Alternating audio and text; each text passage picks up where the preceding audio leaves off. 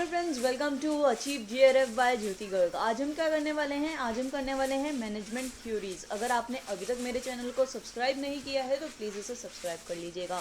चलिए स्टार्ट करते हैं आज का लेसन। सबसे पहले हम जानते हैं कि मैनेजमेंट थ्योरीज होता क्या है, और मैं आपको आज के लेसन के अंदर मोस्ट इंपॉर्टेंट मैनेजमेंट थ्योरीज बताने जा रही हूँ, तो प्लीज़ लास्ट तक इस लेसन को ज़रूर देखिएगा।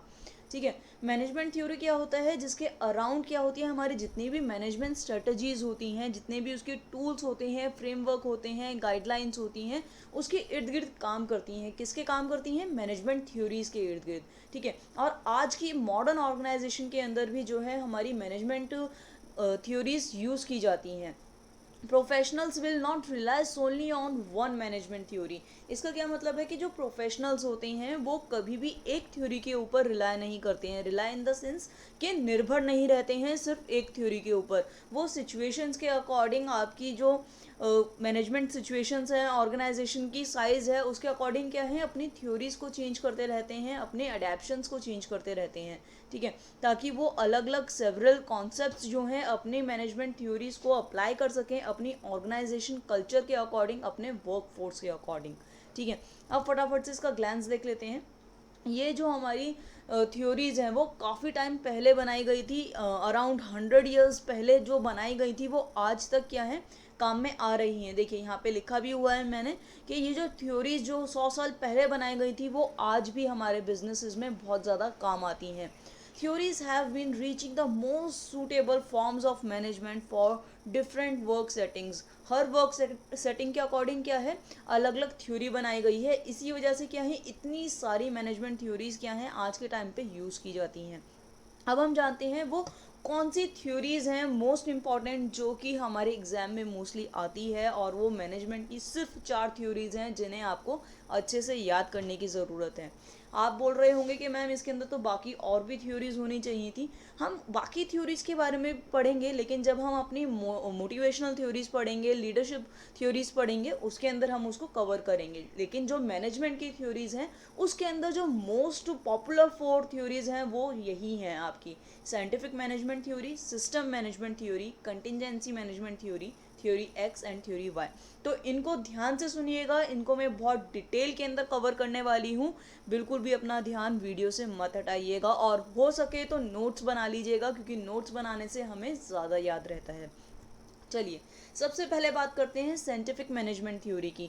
जो साइंटिफिक मैनेजमेंट थ्योरी है वो हमें किसने दी थी? वो हमें दी थी फ्रेडरिक डब्ल्यू टेलर ने। ठीक है, वो कौन थे? वो हमारे अमेरिकन मैकेनिकल इंजीनियर थे। ठीक है, उन्होंने क्या था, वही थे जिन्होंने सबसे पहले क्या है मैनेजमेंट थ्योरी बनाई थी। उनके एसोसिएट्स और वो थे जिन्होंने साइंटिफिक मैनेजमेंट थ्योरी जो है फर्स्ट टाइम प्ले के अंदर लाए थे, मतलब फर्स्ट टाइम इंट्रोड्यूस की थी। उन्होंने क्या किया था, जो काम करने का तरीका होता है उसको उन्होंने स्टडी किया था। जो टेलर की फिलॉसफी थी वो ये थी कि कभी भी पर्सन को क्या है, फोर्स मत करो हार्ड वर्क करने के लिए, अपने गोल्स को ऑप्टिमाइज करने के लिए, बल्कि क्या करो, उसका काम जो है सिंप्लीफाई कर दो, इजी कर दो, ताकि वो क्या है इजीली प्रोड्यूस कर सके।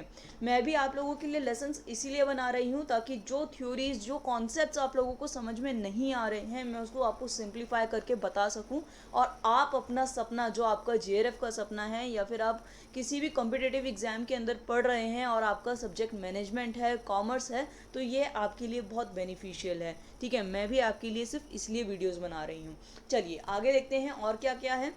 अब इसके अंदर छोटी सी समरी बता दी है कि साइंटिफिक मैनेजमेंट थ्योरी एक्चुअली में है क्या चीज़। ठीक है, सेपरेट प्लानिंग फ्रॉम डूइंग, यानी कि इसके अंदर क्या होती है, सेपरेट प्लानिंग की जाती है कि आप उस काम को किस तरीके से कर सकते हो। ठीक है, इस उन्होंने एक और चीज़ दी थी, फंक्शनल फोरमैनशिप। ठीक है, जिसके अंदर उन्होंने क्या कहा था कि 8 सुपरवाइजर्स होने चाहिए जो आपको डायरेक्ट कर सकें, जो आपको इंस्ट्रक्शंस दे सकें उस रिस्पेक्टिव फील्ड के अंदर जो आप कर रहे हो। उसके बाद उन्होंने हमें दिया था time, motion and fatigue study. Time, motion and fatigue study के अंदर क्या था, जिससे हमें पता चल सके कि एक पर्टिकुलर काम को करने के लिए आपको कितना टाइम लगता है, एक पर्टिकुलर इंडिविजुअल को। ठीक है, अब आप बोलोगे कि मैम ये टाइम, मोशन और फटीग स्टडी क्या चीज़ है? तो टाइम स्टडी के अंदर हम टाइम देखते हैं कि आपको एक पेपर को सॉल्व करने के लिए, मैं यहाँ पे एग्जांपल ले रही हूँ कि जो हमारा 3 घंटे का पेपर होता है, पेपर 1 और पेपर 2 को मिला के, उसको करने के लिए आपको कितना टाइम चाहिए। ठीक है, उसके बाद आती है हमारी मोशन स्टडी। मोशन स्टडी का क्या मतलब है? मोशन स्टडी का मतलब है कि आप उस काम को करने के लिए कभी आप पेन ढूंढते होंगे, कभी पेंसिल ढूंढते होंगे, उसको सॉल्व करने के लिए एक पर्टिकुलर पेपर ढूंढते होंगे। तो वो जो मोशन छोटे छोटे हो रहे हैं, यहाँ वहाँ आप जा रहे हो, वो कितने इंटरवल के अंदर आ रहे हैं, वो कितना टाइम आपका कंज्यूम कर रहे हैं, उसे हम मोशन स्टडी बोलते हैं। उसके बाद आती है हमारी फटीक स्टडी। फटीक स्टडी के अंदर क्या होता है? फटीक स्टडी का मतलब होता है आपको कितना इंटरवल चाहिए होता है उस पर्टिकुलर काम को करते समय। यानी कि जब आप एग्जाम पेपर कर रहे हो, एग्जाम पेपर करते करते आप बीच में क्या होता है, आपका फोकस एकदम से हट जाता है, तो आप क्या करते हो, एक छोटा सा इंटरवल लेते हो, क्लास पानी लेने के लिए वहाँ से उठते हो, यहाँ वहाँ जाते हो, पानी पीते हो, वापस अपनी सीट पे आके बैठ जाते हो। तो वो जो आपने टाइम लिया, वो टाइम आप कितना लेते हो, उसे हम फटीक स्टडी बोलते हैं। नेक्स्ट है हमारा improving the working condition and standardising the tools, period of work and cost of production. अब इसका क्या मतलब है? इसका मतलब है कि जो हमारा वर्किंग कंडीशंस हैं वो हमारे अच्छे होने चाहिए, जो टूल्स हैं, जो हमारा कॉस्ट ऑफ प्रोडक्शन है, वो एक स्टैंडर्डाइज होना चाहिए। स्टैंडर्डाइज का मतलब क्या है? एक क्वालिटी जो हमने सोच रखी है वो हमें मिलनी चाहिए। नेक्स्ट क्या है? Popular scientific selection and training of workman should be done. अब ऐसा नहीं होना चाहिए कि आपने किसी को सेलेक्ट तो कर लिया काम के लिए, लेकिन उसको प्रॉपर ट्रेनिंग ही प्रोवाइड नहीं की, उसको बताया ही नहीं है कि काम कैसे करना है, उसको किस ढंग से करना है। तो क्या होगा? वो अपने मन से करेगा। तो अगर आपको अपनी प्रोडक्टिविटी बढ़ानी है तो आपको उस पर्सन को बताना पड़ेगा कि उसको किस तरीके से काम करना है।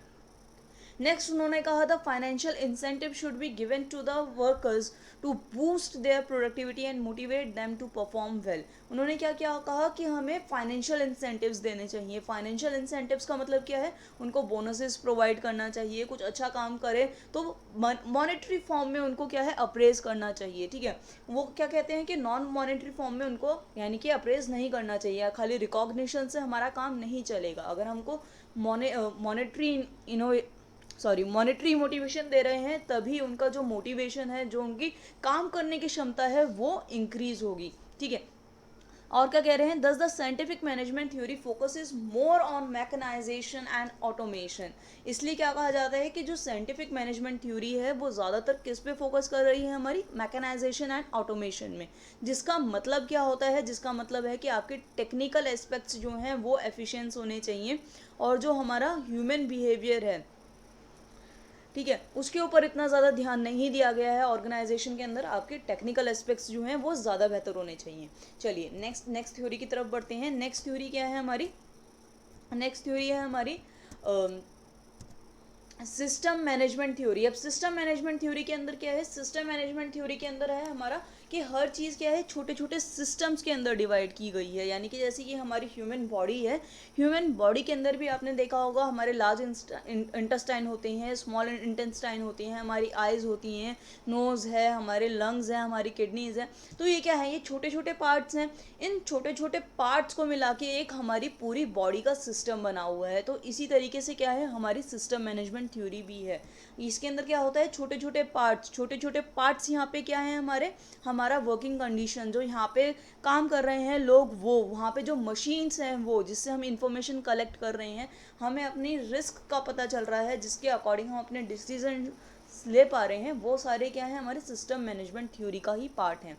ठीक है, अब इसके अंदर वो क्या कह रहा है, जब हम ये अप्रोच लगाते हैं तो क्या सिस्टम दो टाइप के हो सकते हैं, या तो क्लोज या फिर ओपन। लेकिन मोस्टली क्या है, ऑर्गेनाइजेशन के अंदर हम मानते हैं कि हमारे ओपन सिस्टम होते हैं। ठीक है, और इसके अंदर ओपन सिस्टम में क्या क्या आता है? ओपन सिस्टम में हमारे आते हैं इनपुट्स, थ्रूपुट्स एंड आउटपुट्स। अब इनपुट्स का क्या मतलब है? इनपुट्स का मतलब होता है हमारा रॉ मटेरियल। थ्रूपुट्स का क्या मतलब है? थ्रूपुट्स का मतलब होता है जब हम उस रॉ मटेरियल को प्रोसेसिंग पोजीशन पे लेकर जाते हैं, तो जब वो प्रोसेस हो रहे हैं तो उसे हम बोलते हैं थ्रूपुट्स। और आउटपुट का क्या मतलब है? आउटपुट का मतलब है जो हमारा फाइनल प्रोडक्ट आता है या फाइनल सर्विस जो हम प्रोवाइड करते हैं, उसे हम बोलते हैं आउटपुट। ठीक है, अब डेफिनेशन के अंदर आपने देखा होगा, मैंने बोला था कि जो ऑर्गेनाइजेशन है वो या तो ओपन होगी या क्लोज सिस्टम हो सकती है। अब ओपन और क्लोज सिस्टम का क्या मतलब होता है? क्लोज सिस्टम का मतलब होता है कि जो भी इन्वायरमेंट में चल रहा है उससे आपके सिस्टम में कोई इफेक्ट नहीं आएगा। ठीक है, लेकिन ओपन सिस्टम का क्या मतलब है कि जो भी इन्वायरमेंट के अंदर हो रहा है उससे आपके सिस्टम पे इफेक्ट पड़ेगा। ठीक है, इसके बाद आगे बढ़ते हैं। आगे क्या कह रहा है, employees are one of the most important component of a company. अब हम यहाँ पे कंपनी की बात कर रहे हैं। कंपनी के अंदर मोस्ट इंपॉर्टेंट कंपोनेंट्स क्या है, उसके एम्प्लॉयज़। ठीक है, बाकी और भी इंपॉर्टेंट चीज़ें हैं जैसे कि उसके department, work groups, business units, ये सारी चीज़ें भी क्या हैं, उसके लिए उसके बहुत इंपॉर्टेंट कंपोनेंट्स हैं। ठीक है, इसके अंदर क्या होता है, in practice managers are required to evaluate patterns and events in their company so as to determine the best management approach. अब इसके अंदर क्या होता है, जो मैनेजर्स होते हैं वो इवेल्युएट करते हैं, एक ऐसा पैटर्न बनाते हैं जिससे, या फिर ऐसे इवेंट्स क्रिएट करते हैं जिससे जो कंपनी के अंदर बेस्ट मैनेजमेंट अप्रोच हम कौन सी लेकर आ सकते हैं उसका वो पता लगा सकें।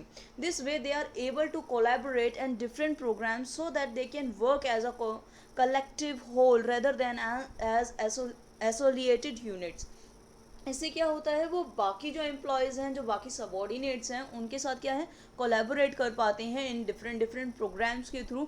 ठीक है, और इससे क्या होता है, उनके बीच में एक यूनिटी बन जाती है और वो एक साथ एक ही चीज़ के ऊपर, एक ही गोल के ऊपर फोकस करके काम कर पाते हैं। ठीक है, अगर वो ऐसा नहीं करेंगे तो वो क्या बन जाएंगे, आइसोलेट यूनिट्स। आइसोलेट यूनिट्स का मतलब क्या है, खुद से काम करना, अकेले इंडिविजुअल आगे बढ़ना। तो ऑर्गेनाइजेशन के अंदर आप जब भी काम करते हैं तो आप एक ग्रुप में काम करते हैं। ठीक है, चलिए आगे बढ़ते हैं। नेक्स्ट है हमारी contingency management theory. Contingency management theory किसने दी थी, कंटिजेंसी मैनेजमेंट थ्योरी हमें दी है फेडलर कंटिजेंसी मॉडल। ठीक है, फेडलर ने हमें ये थ्योरी दी है। इसके अंदर क्या होता है, इसके अंदर हम सिचुएशंस के अकॉर्डिंग वर्क करते हैं, जैसे कि हमें कौन सा लीडरशिप स्टाइल लेना चाहिए उस समय अपने सिचुएशन के अकॉर्डिंग, जो भी सिचुएशन है, और इन दोनों के रिलेशनशिप को हम क्या कहते हैं, कंटिजेंसी मॉडल। ठीक है, अब इसमें क्या है, is based on the theory that management effectiveness is contingent और dependent upon the interplay between the application of management behaviours and specific situation. किसी भी सिचुएशन के अकॉर्डिंग जो बेस्ट मैनेजमेंट स्टाइल होगा उसे हम क्या कहेंगे, हमारी कंटिजेंसी अप्रोच। ठीक है, और क्या कहा है इसने, इन अदर वर्ड्स, दूसरे शब्दों में क्या कहेंगे, the way you manage should change depending upon the circumstances, one size does not fit all. इसका क्या मतलब है, जो भी सिचुएशन आपकी है ज़रूरी नहीं कि वो सामने वाली की भी हो। ठीक है, तो जो सिचुएशन में आप वर्क कर रहे हो उसके अंदर आप किस तरीके से मैनेज कर रहे हो, ज़रूरी नहीं है कि फ्यूचर में आने वाले समय में भी आप उसी तरीके से उस चीज़ को मैनेज कर सको। हो सकता है फ्यूचर में जो सिचुएशन हो वो थोड़ी सी डिफरेंट हो, तो आपको डिफरेंट मैनेजमेंट स्टाइल अडॉप्ट करना पड़े। चलिए आगे बढ़ते हैं। आगे क्या कह रहा है वो, अब इसको मैंने सम अप किया हुआ है, यहाँ पे भी देख लेते हैं। There is no one specific technique for managing an organization. जैसे कि मैंने अभी आपको बताया कि कोई भी एक मेथड ऐसा स्पेसिफाई नहीं है जिसके ऊपर निर्भर होकर हम एक ऑर्गेनाइजेशन को छोड़ सकें कि हाँ मैंने ये मैनेजमेंट अप्लाई करनी है, मैंने ये मैनेजमेंट अप्रोच अप्लाई करूँगा, इससे मेरे सारी प्रॉब्लम सॉल्व हो जाएंगी। ऐसी कोई भी मैनेजमेंट थ्योरी नहीं है अभी तक। A leader should be quick. जो लीडर है आपका उसको क्विक होना चाहिए, उसको सिचुएशन के अकॉर्डिंग, जो भी एक सिचुएशन उसके पास आई है उसके अकॉर्डिंग क्या है, उसको फटाफट मैनेजमेंट स्टाइल सोच लेना चाहिए कि ये सिचुएशन के अंदर हम ये मैनेजमेंट स्टाइल अडॉप्ट कर सकते हैं, इससे हमारी प्रॉब्लम सॉल्व हो जाएगी। अब जो फेडलर कंटिजेंसी थ्योरी है उसके अंदर सबसे मेन कंपोनेंट क्या है, वो है हमारा LPC। ठीक है, इसकी फुल फॉर्म क्या है, उसकी फुल फॉर्म है लीस्ट प्रेफर्ड को वर्कर स्केल। इसके बारे में आप ज़रूर पढ़िएगा और पढ़ने के बाद मुझे कमेंट सेक्शन में ज़रूर बताइएगा। ठीक है, ये आप लोगों के लिए होमवर्क है। ठीक है, इसके अंदर होता क्या है, ये इसलिए यूज़ की जाती है ताकि आप बता सकें कि और जो मैनेजर है उसने कितने अच्छे से ऑर्गेनाइज कर रखा है आपकी ऑर्गेनाइजेशन को। तो इसको पढ़ने के बाद मुझे कमेंट सेक्शन में ज़रूर बताइएगा कि आपने पढ़ा या नहीं पढ़ा, पढ़ा तो आपने क्या पढ़ा। ठीक है, और चैनल को सब्सक्राइब करना मत भूलिएगा। चलिए आगे बढ़ते हैं। नेक्स्ट है हमारी theory X and theory Y, last but not the least. ठीक है, इसके अंदर क्या होता है, ये हमें किसने दी है, ये हमें दी है सोशल साइकोलॉजिस्ट डॉगलस मैक जॉर्ज ने। ठीक है, वो क्या कहते हैं, उनका कहना है कि जो एजम्पशन है उनके मैनेजर्स के बारे में, उन्होंने उसको दो वे में एक्सप्लेन किया है, एक थ्योरी एक्स में और एक दूसरा थ्योरी वाई में। उनका कहना है कि जो थ्योरी एक्स वाले लोग होते हैं वो अपना काम बिल्कुल भी करना पसंद नहीं करते, बहुत लिटिल एम्बिशियस होते हैं, उनको क्या है कोई भी रिस्पॉन्सिबिलिटी वो लेना नहीं चाहते हैं, कोई भी काम वो लोग करना नहीं चाहते हैं। उनको 24 घंटे चाहिए कि मैनेजर उनके सर पे बैठा रहे और उनसे काम करवाता रहे।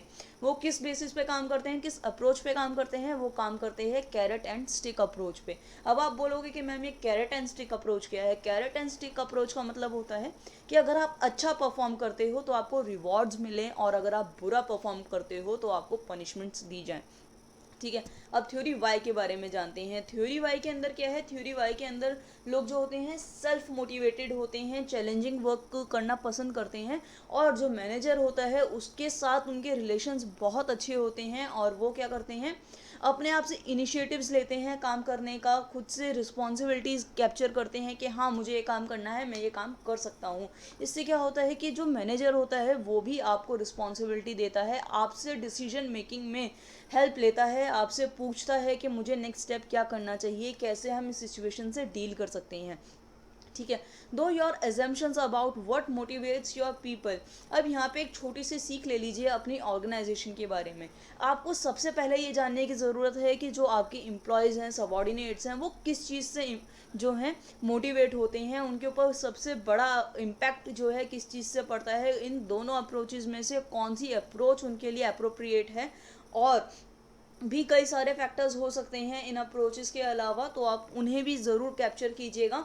और ऑर्गेनाइजेशन स्ट्रक्चर कैसा है आपके ऑर्गेनाइजेशन का? टायर्ड है, फ्लैट है, जो टाइप ऑफ वर्क है वहाँ पे रिपीटेटिव है, एक काम को 4 5 10 बार किया जाता है, या फिर चैलेंजिंग है, हर बार एक नया काम करने को मिलता है।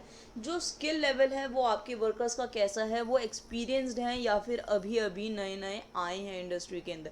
तो ये सारी चीज़ें बहुत ज़्यादा इम्पैक्ट करती हैं। और फ्रेंड्स, अगर आपको पसंद आया हो मेरा ये लेसन तो प्लीज़ सब्सक्राइब करना मत भूलिएगा, लाइक कर दीजिएगा, कमेंट सेक्शन में मुझे ज़रूर बताइएगा कि आपको ये कैसा लगा, और अपने दोस्तों के साथ शेयर करना मत भूलिएगा। Thank you so much friends, मिलती हूँ मैं आपसे अपने नेक्स्ट लेसन में।